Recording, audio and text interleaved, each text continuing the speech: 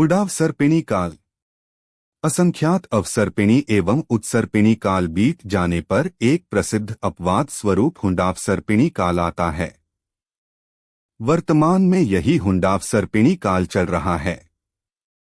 काल दोष के कारण इसमें कुछ विचित्र अपवाद अथवा असाधारण बातें होती हैं जो आगम के अनुकूल नहीं होती हैं। इसमें होने वाली अनेक विचित्रताओं की चर्चा तिलोपनिषद आदि ग्रंथों में दी है। उनका संक्षिप्त सार इस प्रकार है। इस हुंडावसर्पिणी काल के भीतर सुषमादुष्मा तीसरे काल की स्थिति में से कुछ काल के शेष रहने पर भी वर्षा आदि पड़ने लगती है और विकलेंद्रिय जीवों की उत्पत्ति होने लगती है। इसके अतिरिक्त इसी सुषमादुष्मा नामक जघन्य भोग भूमि काल में कल्पवृक्षों का अंत और कर्मभूमि का व्यापार प्रारंभ हो जाता है। तीसरे काल में ही प्रथम तीर्थंकर एवं प्रथम चक्रवर्ती भी उत्पन्न हो जाते हैं। काल दोष के कारण ही चक्रवर्ती का मान भंग हुआ था।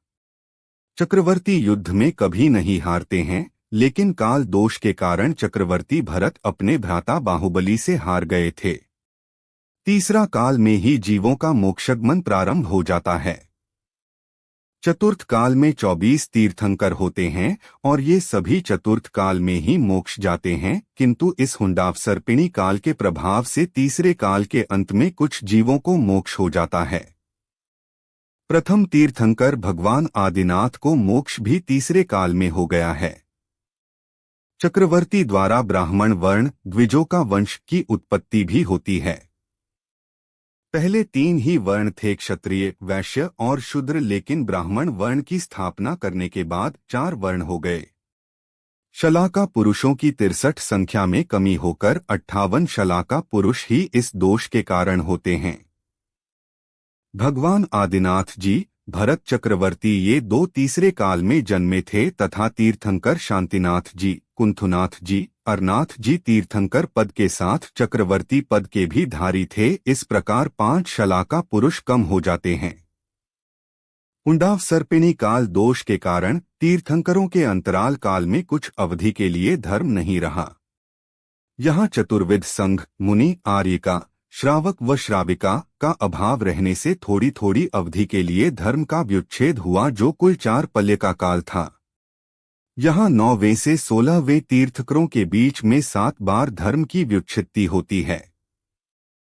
11 रुद्र और कलह प्रिय 9 नारद का उत्पन्न होना भी काल दोष है। तीर्थंकरों पर उपसर्ग नहीं होता है, किंतु काल दोष के कारण तीर्थंकर सुपार्श्वनाथ, पार्श्वनाथ और महावीर स्वामी पर उपसर्ग हुए।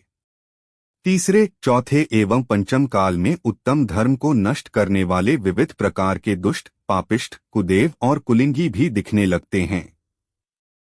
चांडाल, शबर, पुलिंद, किरात इत्यादि हीन जातियां उत्पन्न होती हैं। दुष्मा नामक काल में 42 कल्की एवं उपकल्की राजा होते हैं। अतिवृष्टि, अनावृष्टि, भूवृद्धि, भूकंप और वज्राग्नि आदि का गिरना आदि विचित्र भेदों तो लिए हुए नाना प्रकार के दोष इस हुंडावसर्पिणी काल में हुआ करते हैं। सभी तीर्थंकरों का जन्म अयोध्या में होना चाहिए, किंतु इस काल दोष के कारण केवल 5 तीर्थंकरों ऋषभनाथ, अजितनाथ, अभिनंदननाथ, सुमतिनाथ और अनंतनाथ का जन्म ही अयोध्या में हुआ। सभी तीर्थंकरों का मोक्ष नियम से सम्मेद शिखर से होना चाहिए, किंतु 20 ही तीर्थंकरों ने निर्वाण की प्राप्ति की। तीर्थंकर आदिनाथ, वासुपूज्य, नेमिनाथ और महावीर का मोक्ष अन्य स्थानों से हुआ। कुछ लोग प्रथम तीर्थंकर ऋषभदेव के पुत्री होने के पीछे भी काल का ही प्रभाव मानते हैं। इस प्रकार अनेक प्रकार की विविधताएं, विचित्रताएं, दोष अथवा अपवाद इस हुंडावसर्पिणी काल में होते हैं। तिलोपनिषद 4/1615 1637। जिनवाणी माता की जय।